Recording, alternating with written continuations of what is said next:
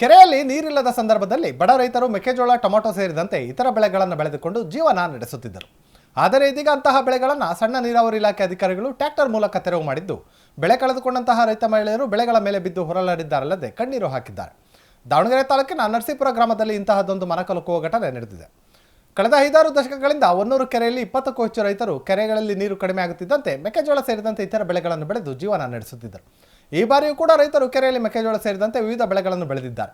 ಕೆರೆಯ ಸುತ್ತ ಟ್ರಂಚ್ ಹೊಡೆಯಲು ಸಣ್ಣ ನೀರಾವರಿ ಇಲಾಖೆ ಅಧಿಕಾರಿಗಳು ಮುಂದಾದಾಗ ರೈತರು ಈಗಾಗಲೇ ಎಕರೆಗೆ 50,000 ಗಟ್ಟಲೆ ಖರ್ಚು ಮಾಡಿ ಬೆಳೆ ಬೆಳೆದಿದ್ದೇವೆಂದು ಮನವಿ ಮಾಡಿಕೊಂಡಿದ್ದು, ಅದಕ್ಕೆ ಅಧಿಕಾರಿಗಳು ಕೂಡ ಬೆಳೆದುಕೊಳ್ಳಿ ಎಂದು ಹೇಳಿ ಹೋಗಿದ್ದಾರಂತೆ. ಆದರೆ ಏನಾಯ್ತೋ ಗೊತ್ತಿಲ್ಲ, ಏಕಾಏಕಿ ಅಧಿಕಾರಿಗಳು ಟ್ರ್ಯಾಕ್ಟರ್ ತೆಗೆದುಕೊಂಡು ಬಂದು ಸುಮಾರು 30 ಎಕರೆಯಲ್ಲಿ ಬೆಳೆದಿದ್ದಂತಹ ಮೆಕ್ಕೆಜೋಳ, ಟೊಮೆಟೊ ಸೇರಿದಂತೆ ಹಲವು ಬೆಳೆಗಳನ್ನು ನಾಶ ಮಾಡಿದ್ದಾರೆ. ಮಕ್ಕಳಂತೆ ಸಾಕಿ ಬೆಳೆದಿದ್ದಂತಹ ಬೆಳೆ ನಾಶವಾಗಿದ್ದನ್ನು ಕಂಡಂತಹ ರೈತರು ಜಮೀನಿನಲ್ಲಿ ಬಿದ್ದು ಗೋಳಾಡಿದ್ದಾರಲ್ಲದೆ ಅಧಿಕಾರಿಗಳ ವಿರುದ್ಧ ಆಕ್ರೋಶ ಹೊರಹಾಕಿದ್ದಾರೆ.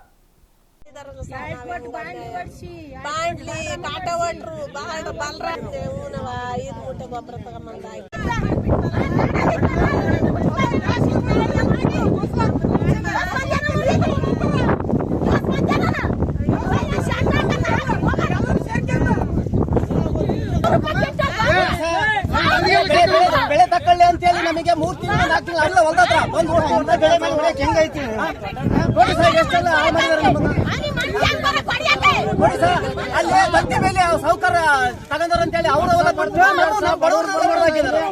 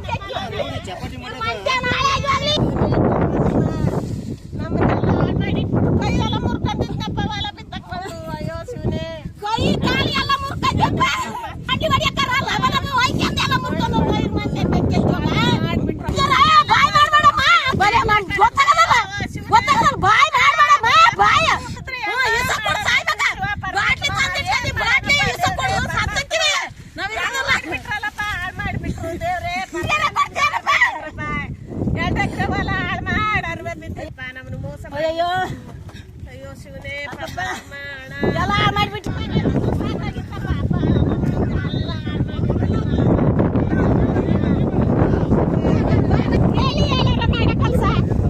ಸುಮ್ಮನೆ ಬಂದ್ಬಿಟ್ರಿ ಹಂಗೆ ಯಾರ ರೈತರ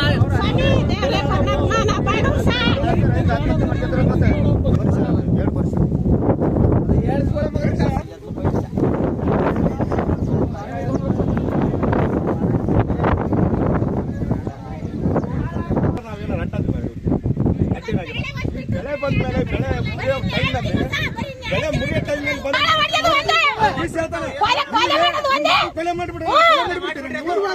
ಟೈಮ್ನಲ್ಲಿ ಬೆಳೆ ಮಾಡಿಬಿಡ್ತೀರಾ?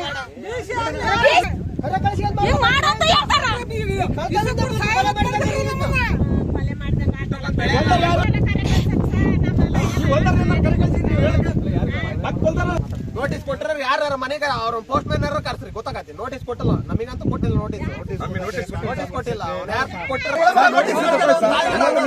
Notice notice